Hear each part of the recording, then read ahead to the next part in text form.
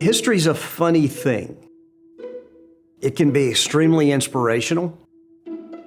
It can be extremely tragic. And so I think it's hard to separate one from the other because that's part of the whole story. Typically, when something's happening in a positive way to one community, it could be happening a negative way to another community. My name's David Curry. By trade, I'm a professional historian.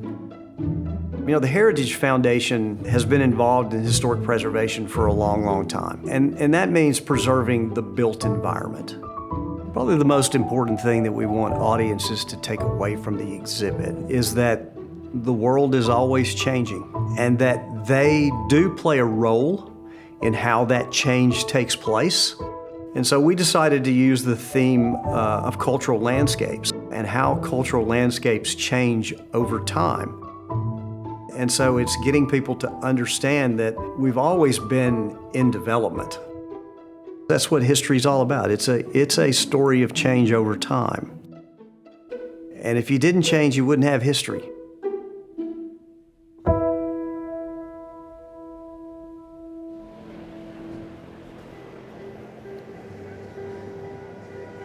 So we're here in the warehouse. This is where we stage and preview all of our exhibits before we take them into whatever their finished space is. My name is Aubrey Baginski. I'm the Director of Operations for Method 1 and Warner Museums at Colton Companies.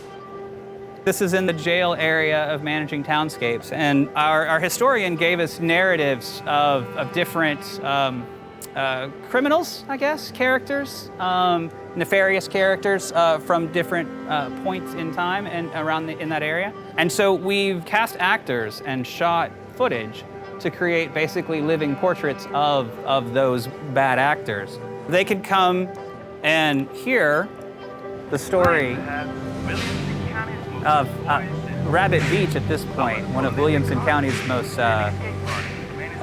nefarious citizens.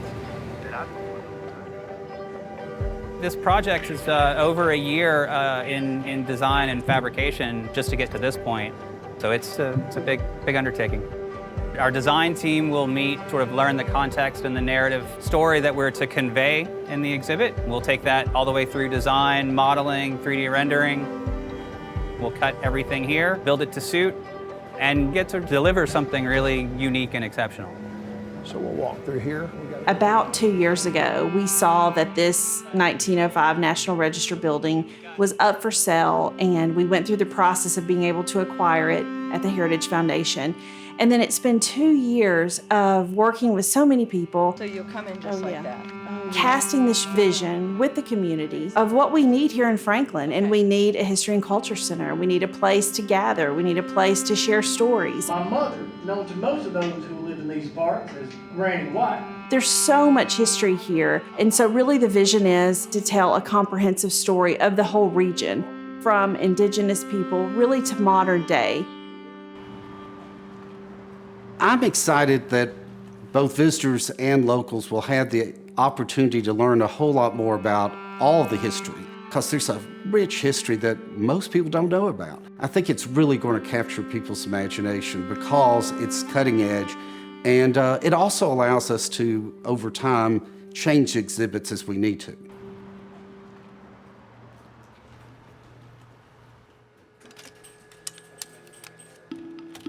I was tasked with finding anything and everything available on the old jail. It's three olds. Once they had built the new jail in 1942, it just kind of faded into oblivion, to where by the late 60s, the county wanted to tear it down. That's when a group of individuals rose up that say, no, you're not going to tear that building down. That building is a historic space. I would say probably about 6 months ago, some of my team had been to the Williamson County Archives, and they came into my office and said, we have something we have to show you. And I had no idea that in 1970, 3 years after the founding of the Heritage Foundation, Sue Berry had been instrumental in saving this building, the old jail, now our History and Culture Center, from demolition.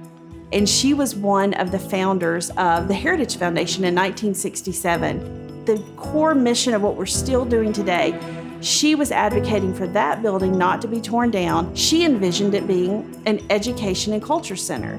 We had no idea 50 years later, when we created a History and Culture Center, that it aligned so closely to the vision of Sue Berry, who was one of the founders of this organization. It's a real full circle moment, and it's very exciting to be a part of history. The thing I like about history is that it's an ever-changing but also ever-learning process. I think we can better understand each other and better make connections with each other if we understand some of those historical perspectives in a more meaningful way. They tell us about ourselves. They tell us about how we handled certain obstacles and challenges, and that can be helpful to us today. Our favorite part is when they unlock the exhibit and people walk in there for the first time, and you see how they're reacting to what could be 2 to 3 years of work, that finally on one day somebody unlocks the door and reveals to audiences what you've been hiding away and doing for the last couple of years. This is the neatest thing. I mean, everything is so high tech, well thought out. I mean, it's beautiful. I look for reactions. Are they going to the interactive materials first? Are they dealing with static panels? It's very difficult to determine what each individual is going to take away from something like this. But that's what inspires me to do what I do. Will that story make a difference in somebody's life? And has that story been forgotten or lost, and do we need to relearn it? And so that's what inspires me to do what I do.